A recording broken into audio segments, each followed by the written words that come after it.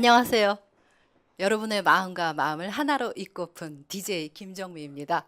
예, 북포럼 톡스에 여러분들 이렇게 자리해 주신 것 감사드리고요. 오늘 톡스를 해주실 그 조전번 선생님을 소개하겠습니다. 조전번 선생님은 어학 디자이너라고 하고 콘텐츠 딜렉터라는 이름을 가지고 우리한테 해줄 얘기는 외국어 울렁증에 대한 해법에 대한 말씀을 해주신다고 합니다. 우리 요즘 너무나 세계화된 글로벌한 세상에 살고 있잖아요. 그래서 뭐 비행기만 타면 뭐 미국도 날아가고 중국도 날아가는데 그야말로 비행기를 타면서 입이 딱 굳어버리잖아요. 그러면 언어가 안 되면 이게 사람하고의 소통이 안 되면서 울렁증이 오기 시작하는 것 같아요. 그래서 여러분들 다 그런 어떤 울렁증을 경험해 보셨을 거라고 생각하는데 그런 울렁증을 어떻게 하면 우리가 극복하고 즐거운 글로벌한 인간으로 살 수 있을까 하는 해법을 말씀해 주실 조전범 선생님을 이 자리에 모시기로 하겠습니다. 큰 박수로 청해 주십시오.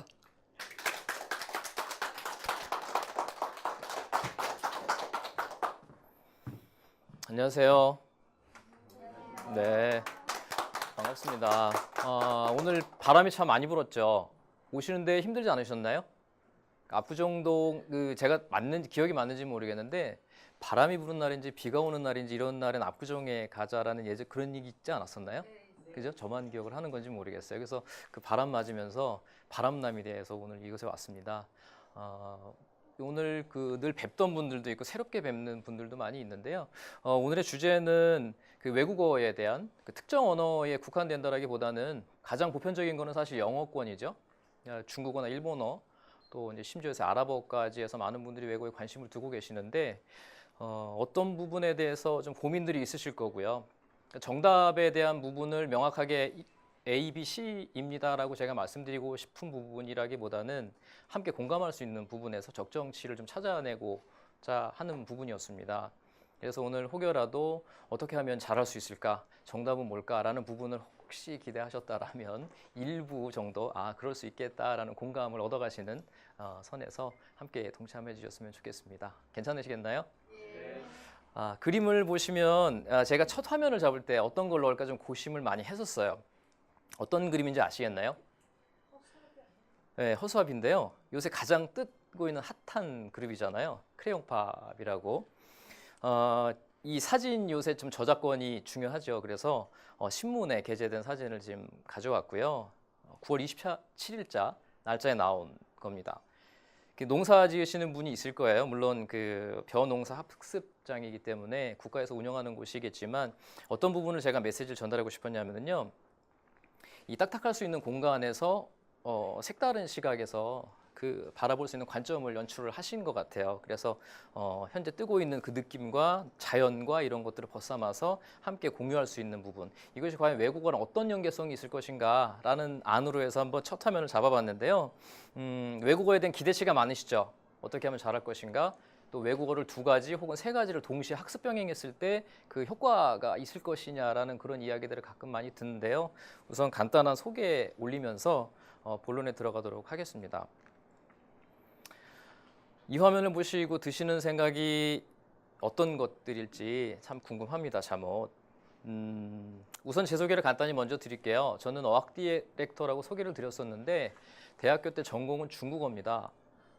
그래서 어학을 원래는 개인적으로 굉장히 싫어했었어요. 네, 좋아하지 않는 분야였는데 오히려 더 파고들다 보니까 좋아하게 됐고요. 그 일의 연장선으로 해서 고등학교 때 전국 고등학생들 경시대회 나가서 최우상을 탔었고 그 일로 대학교 때 전공도 중국어를 택하게 됐습니다. 대학교 2학년 때 EBS에 인터뷰를 갔었어요. 그래서 카메라 테스트 받고 EBS TV에 4년간 또 다이얼로그에 출연을 했었고요. 그리고 군대를 갔다 오니까 전공했던 부분이 역시 중국어라 그쪽을 계속 가게 됐습니다. 그래서 연예인들을 가르치게 되는 일을 그때부터 이제 아시는 분 통해서 진행을 하다 보니까 안성기 씨라든지 박영우 씨, 주진모, 또 파페라 이명주 씨라든지 이런 분들 음반 낼 때 지금 현재 발음 지도들을 해드리고 있고요. 연예인 선생님이라고 보시면 될 거예요. 댄스 선생님 있죠? 운동 쪽도 쇼니라든지, 그러니까 저는 어학 선생님 직업이라고 보시면 되겠습니다. 사실 오늘 그 톡스에 나오기 전에 지난달 이번 달에 좀 아쉬운 개인적인 일이 있었습니다. 저는 에이전시 역할을 하고 있는데요. 연예인분들을 기존에 이제 모 대형 백화점 개점 행사라든지 그래서 부산 백스코어하고 서울 명동 쪽에 행사를 진행을 조수미 선생님 모시는 행사를 하려다가 이제 해외 나가 계시는 관계로 큰 건이 지금 하나 진행이 안 됐어요. 그런 아쉬움이 있었고 이번 몇 가지 좀 진행 중에 있던 거 조금 개인적으로는 가라앉은 상태였다가 오늘 나올 수 있는 자리를 마련을 해줘서 기분이 좀 업된 상태입니다. 개인적으로는 뵙게 돼서 더 반갑다는 말씀을 그렇게 표현을 좀 드리고 싶고요. 저희가 갖고 있는 하나의 오류가 있습니다. 외국어를 한다라고 하면 보통 완벽하고 싶어 하시죠. 그렇죠? 문장에 관사가 하나 빠진다거나 정관사가 빠진다거나 어플을 써야 되는데 다른 걸 쓴다든지 저 친구는 잘하는데 나는 문법을 너무 틀리다 보니까 소심을 물게 되죠. 그러다 보니 혼자 할 때는 잘하는데 남들 앞에 가게 되면 말을 안 하시게 돼요. 그래서 그런 것들이 계속 누적되시다 보면 결국에는 혼자 하는 그 오타쿠 형태의 학습 효과가 나올 수밖에 없게 되죠. 대부분 책들 많이 보시잖아요. 그렇죠? 근데 결국 책이라는 오류는 어떤 거냐면요. 눈과 책과의 어떤 접점을 통해서 내가 학습하고 있다라는 그 착시에 빠지는 거예요, 사실은요. 내가 공부하는 건 아니거든요. 눈이 공부하고 있는 거죠. 어학 공부를 하실 때는 사실 입이 많이 움직이셔야 되기 때문에 입에 침이 바짝바짝 말라야 되거든요. 근데 대부분 눈이 건조해지죠. 안구 건조증 생기고 손은 아프고 입은 가만히 있어요. 귀는 당연히 열려 있으니까 소리는 들어올 뿐이에요. 그러니까 로봇 형태적인 학습을 하고 계시기 때문에 한참을 몇 년간을 학습하셨음에도 불구하고 외국인을 만난다거나 해외 나가셨을 때 정작 입을 뗄 때는 말씀하기가 어려운 그런 상황에 많이 봉착을 하게 됩니다. 제가 만들었던 이 화면을 잠깐 봐주시겠어요? 한 5가지 문장이 간단히 써 있는데 여러 개의 언어가 지금 혼재가 되어 있습니다. 첫 번째의 파란 색깔은 뭐라고 써 있을까요? 한번 읽어보실까요? 쉬는 사 모릅니다.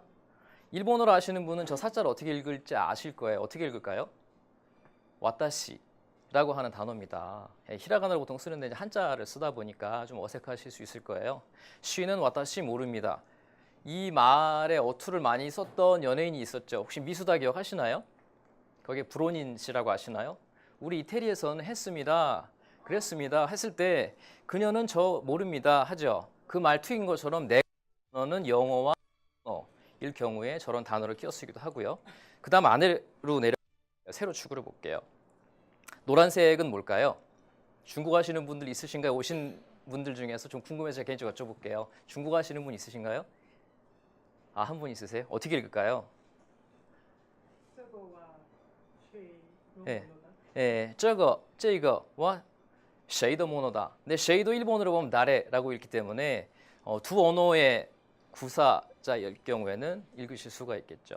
그 밑에 거는 스페인어죠, 에스파뇰. 요노 소이 코레아노라고 해야 되는데 코레아노를 모를 경우에는 한국 사람이란 말을 수밖에 없는 거고요. 오른쪽으로 올라가 보겠습니다. 이건 전혀 생소하실 거예요. 어떻게 읽을까요? 음지 피녀 이렇게 읽을까요? 중국어인 것 같은데 하시니까 중국어는 맞습니다. 그런데 홍콩 광동 말입니다.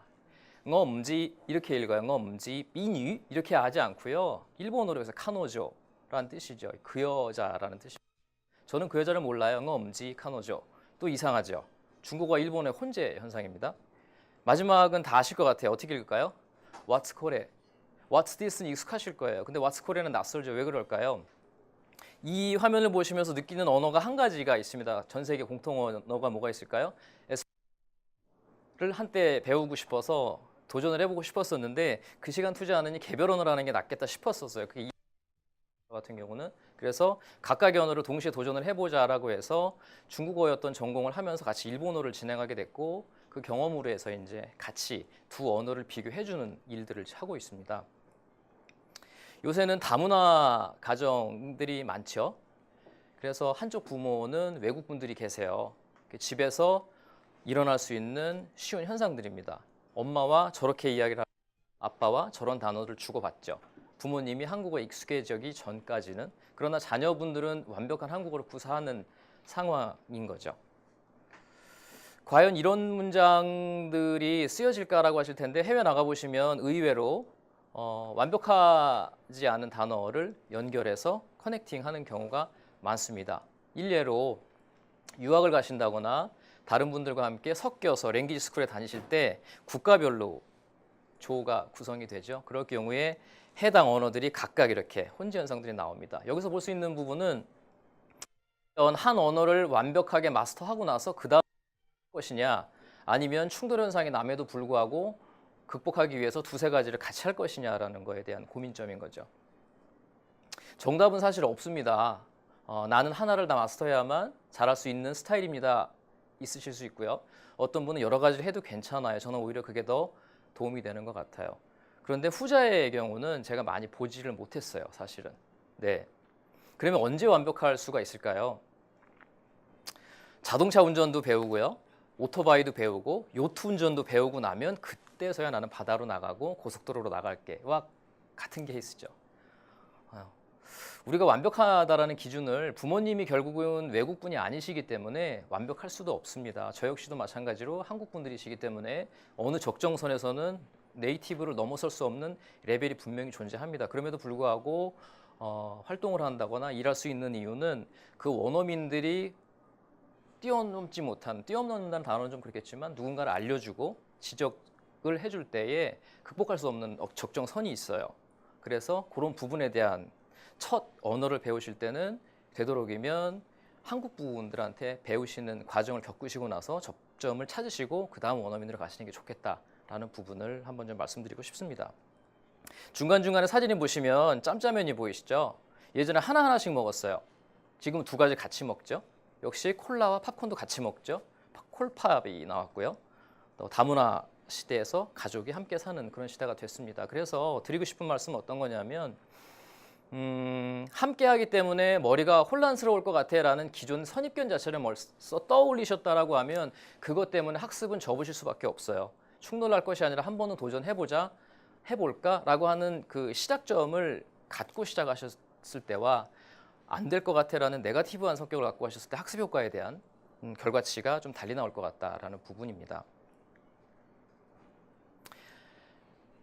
익숙하신 이름들이신가요? 예, 이근철 씨 굿모닝 팝스 하시는 분이고요. 이미도 씨도 외국을 보시거나 애니메이션 보면 끝 부분에 항상 이미도 씨라는 이름이 올라요. 저는 처음에 이분이 여자분인 줄 알았어요. 근데 남자분이시죠. 몇 주 전에 강연도 뵀던 분이고요. 또 요새 신간 활동도 열심히 하고 계십니다. 김영철 씨 같은 경우는 개그맨 출신임에도 불구하고 영어를 열심히 공부해서 활동 중에 있고요. 형주 씨 같은 경우도 파페라 가수죠. 전 세계의 노래를 불러야 되기 때문에 외국어에 대한 그 압박감 혹은 정확한 발음이 있습니다. 그래서 음반 낼 때마다 계속 발음 교정받고 하는 이유가 있고요. 조혜련 씨 같은 경우도 저 개인적인 부분에서는 혜련 누님이 형주 씨를 저한테 소개시켜줬기 때문에 연예인 쪽 라인들이 이렇게 구축이 돼서 가거든요. 일어중국어 쪽으로는 많이 활동을 하셨죠. 일본에서 활동하는 개그맨, 중국에 또 진출해서 활동하시다가 지금 한국에 돌아오셨고요. 오성 씨 같은 경우도 굿모닝 팝스를 지금 활동하고 계시는 분들, 저 역시도 잠깐 살짝 쿵 이름을 집어넣었는데 공통점들이 뭐일까요? 찾으시는 분이 있으면 제가 오늘 책 선물 하나 갖고 왔는데 이따 전달 드릴게요. 기억나세요? 네, 한국 사람은 맞습니다. 어학적인 부분상에서 국적은 내셔널티는 한국이 맞고요. 이분들의 공통점은 다 국내파 출신입니다. 외국에 유학을 안 갔다 왔습니다. 예, 저 역시도 외국에 안 갔습니다. 한국에서 할 수밖에 없는 상황이었어요. 저는 학번이 91학번인데요. 옛날에 군대를 안 갔기 때문에 외국에 안 보내줬거든요. 그래서 군대 가기 전에 겨우겨우 국가에다가 도장 찍고 안기부도 가고 막 이런 시대 때에 해외를 잠깐 2달 정도 다녀온 적이 있습니다. 극한 상황에 한번 놓여본 적이 있었죠.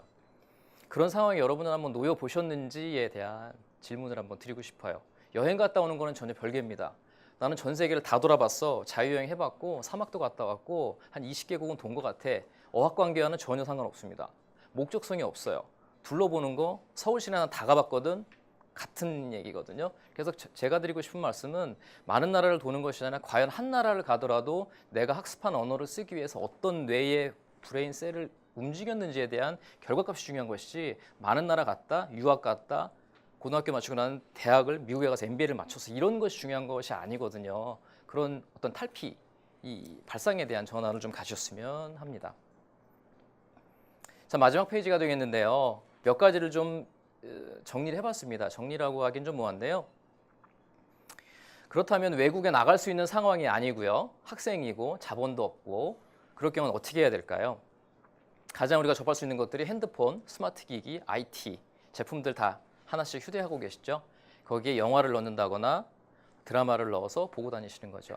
단 하나 제가 드리고 싶은 말씀은 음악 들으면서 회화를 하신다는 분들이 있어요. 팝송을 듣는다거나 일본 노래를 들으면 난 정말 노래가 너무 좋아. 중국 노래를 배워볼까? 맨날 TMI만 하고 있어요. 그죠? 천밀미만 몇십 년째 하고 있고 그런 건 별로 의미가 없는 것 같아요. 그 송 가지고는 회화가 늘질 않아요. 왜냐하면 노래에 함축된 것들은 한계성이 있고 약간 시적인 부분이 많죠. 예를 들어 뭐 Yesterday, All My Troubles 막 나가요. 어제 나의 모든 꿈은 사라지고 그거 가지고는 과연 실력이 얼마큼 늘 것인지 중국어 역시 마찬가지고 일본어도 마찬가지고요. 하나의 접점에서 흥미를 유발할 수 있는 촉매제는 될지 모르겠지만 그걸 전적으로 노래 수십 곡을 암기한다라고 하는 거에 접점은 조금 버려두시는 게 좋을 것 같고요. 국가별로의 차이점은 있습니다. 영어 같은 경우에 미국 드라마를 보신다고 해서 뭐 그 CSI라든지 살인 사건이 나오는 이런 영화를 보실 때는 단어들이 좀 고급스러운 단어들이 나오죠.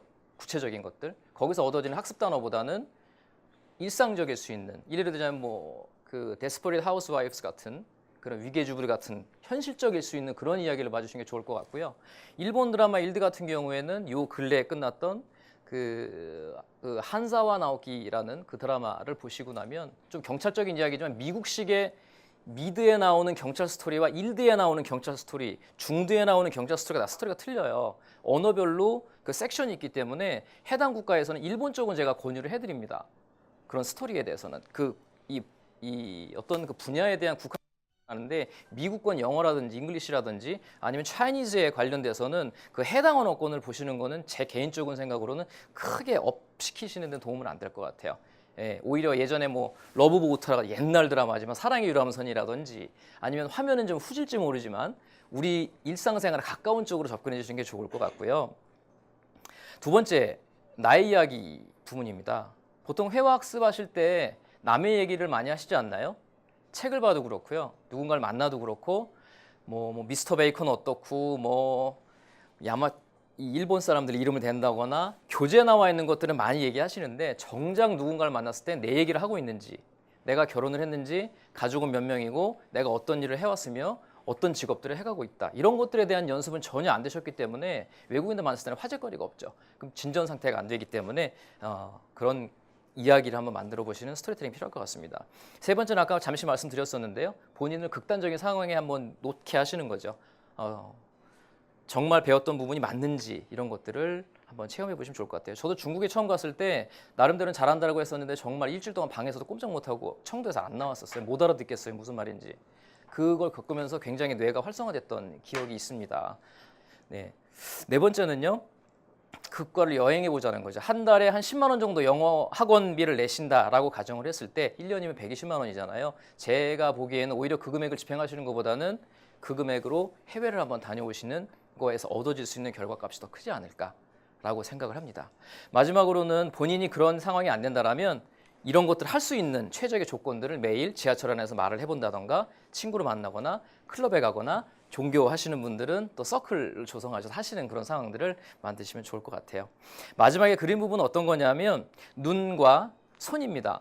늘 쓰는 부분 앞전에 말씀드렸던 결과인데요. 이쪽보다는 부등호 표시를 저쪽으로 좀 돌리셨으면 좋겠어요. 귀를 쫑긋 세우시고 입으로 많이 떠드시는 학습법을 해주셔야만 좋을 결과를 얻을 수 있을 것 같습니다. 이상으로 이야기 마치겠습니다.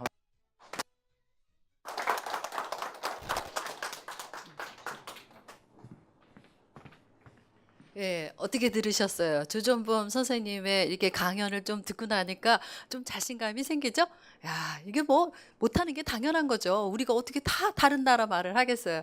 예, 오늘 강연 참 잘 들었고요. 다시 한번 박수 청해 드립니다. 예. 다음 주에는 노미경 선생님을 모셔서 건축 디자이너세요, 이분은. 다 다음 주인가? 예. 다음 주는 죄송합니다. 노미경 선생님을 모시고 건축 디자이너로서의 포부 넘치는 얘기가 진행된다고 합니다. 자, 오늘의 톡스를 이것으로 마치겠습니다. 감사합니다.